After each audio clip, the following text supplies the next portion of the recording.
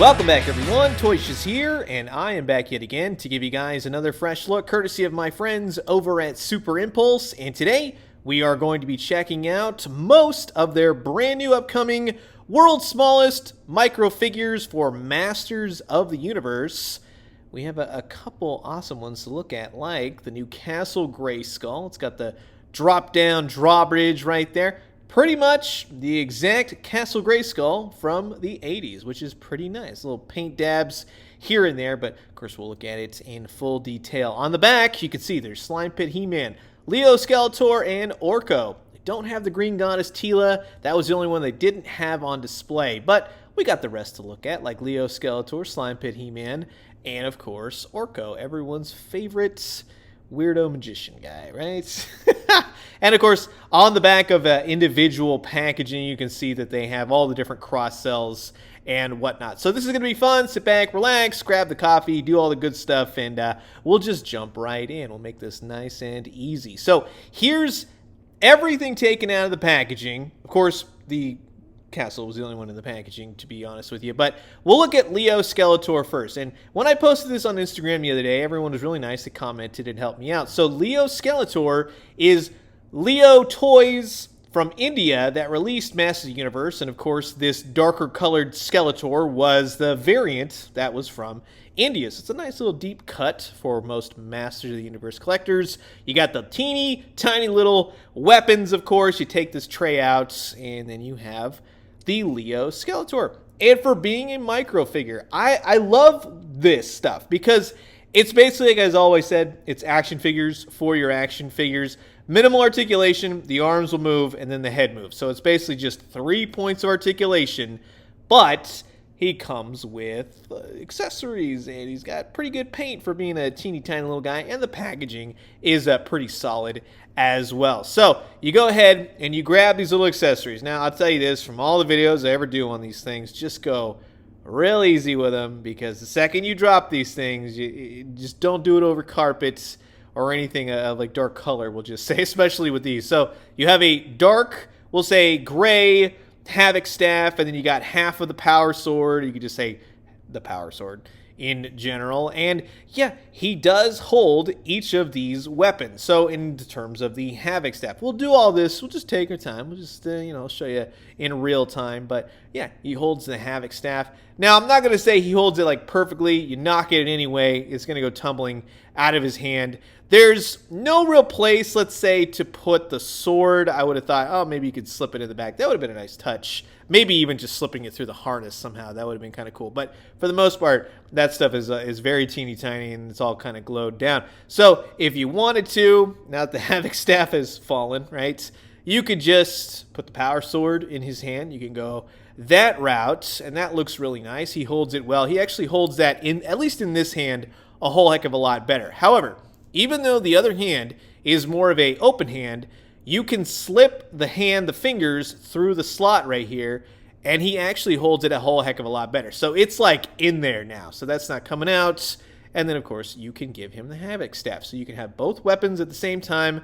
And there you go, Leo Skeletor. So moving on, we'll go with Orko this go around. Really nice card art. It's got that whole plastic casing. I just love the little mini action figure aspect of it. And of course, just like Leo Skeletor, you go ahead and you pop this out and just pull him out. He doesn't have any weapons. He just comes with Orko, right? There you go. And he has a little clear floating stand to keep him aloft, basically. Same exact articulation in the arms, but this is actually pretty cool. He has more of a ball joint in his little Jawa looking head, right? You know what I mean? So he's got cooler articulation than Leo Skeletor. The base, I would have thought that would have come off.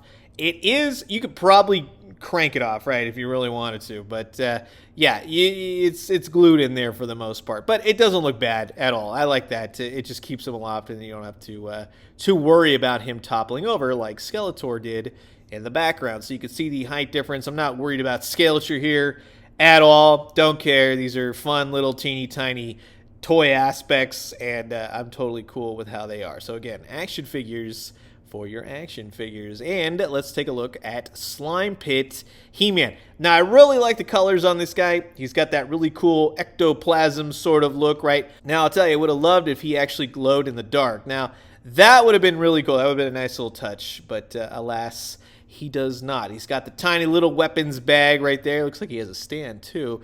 And then you have Slime Pit He-Man, and that's pretty darn cool. I like the sinister little face he's got going on. He's got like the white mouth, and he's got the black eyes and stuff. He's up to something, right? Something slimy. Huh? There you go. So you got the harness, all that cool green plastic used to their advantage. Very cool figure. Same exact articulation, arms, and of course the head. And on the backside, you can see the harness and everything else. Maybe you could slip a power sword in there. I know I did that previously with the regular He-Man, which we'll look at. And you can see he has a teeny tiny little peg hole on the bottom of his foot. So we'll see what he's got going on in his little weapons baggie. I love the fact that they put these little baggied weapons in there. That's just really cool to me. I wish more action figures came like that these days. That's always pretty awesome. So yeah, he does come with a stand, and then he also comes with a very slimy axe, right? Just like He-Man should, but an evil version. I mean, this thing is teeny tiny. Look at that right there next to my finger. And then, of course, you got the little mini stand. It's got one little peg on there, and you're simply going to peg that right into his foot. And that works really nicely. So he's not going to go toppling over every 2 seconds, which without the stand, that's why I wish the Skeletor definitely had a stand. Now you got to focus on getting the weapons to hold in his hand. And he has a little bit of a looser grip. You kind of have to move the axe up higher where it's a little bit thicker of the handle. You bump it or do anything like that, these weapons are going to fall out. But it's pretty fun nonetheless. And you go ahead and you move little Skeletor over there, and we can finally check out Castle Grayskull. Now, this is really cool because it's like a playset carry case in a way. You see, it says Mattel at the bottom there in conjunction with, of course, Super Impulse. You got little paint apps here and there,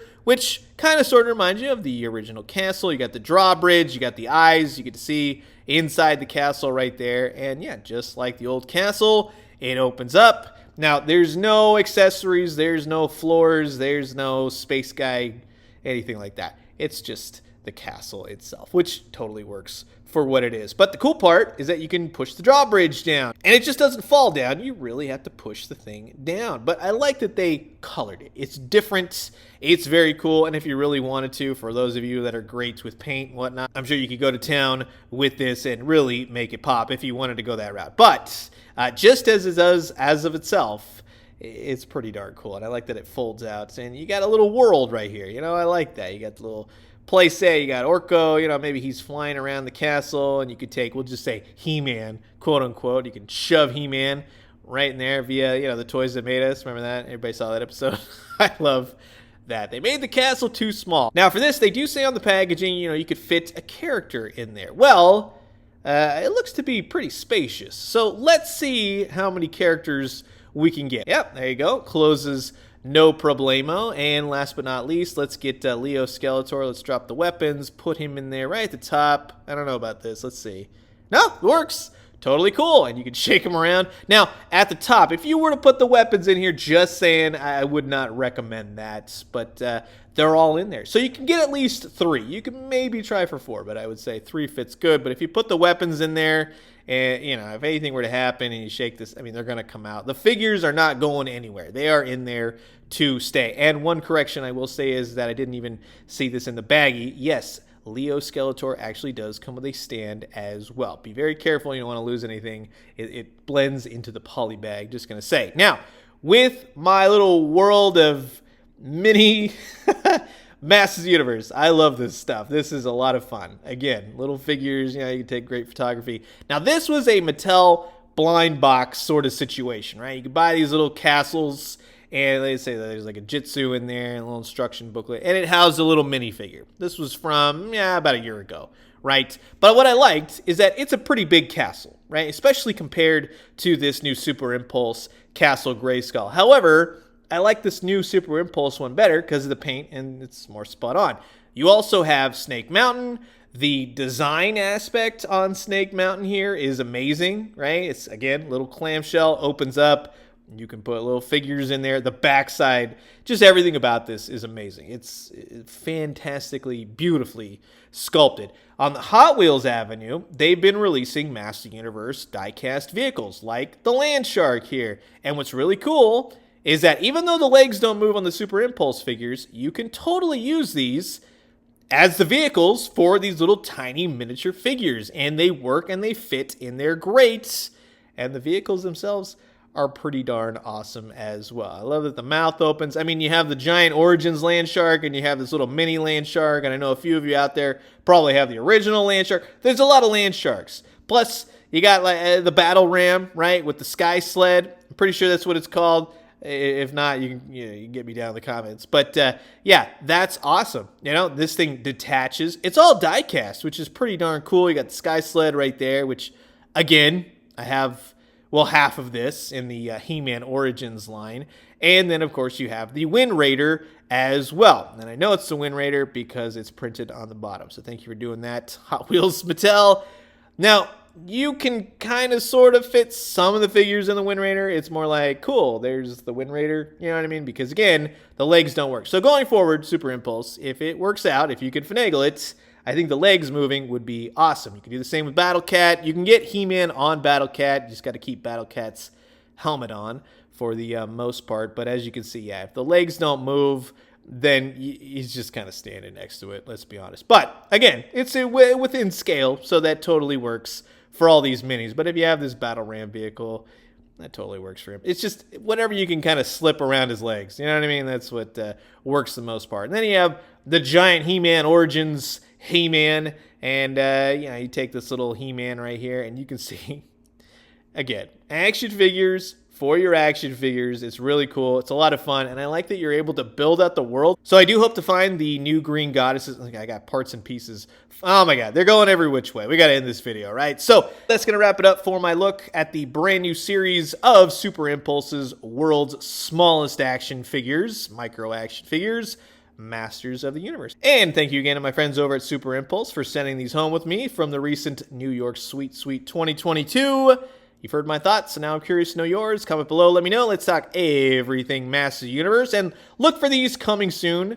Every which way you buy your Super Impulse figures, more towards fall, we'll just say. More of a holiday toy. So I'm going to leave you guys with that. As always, drink some great coffee, eat some great food, yada yada. You know the business. I'll see you guys soon. Adios.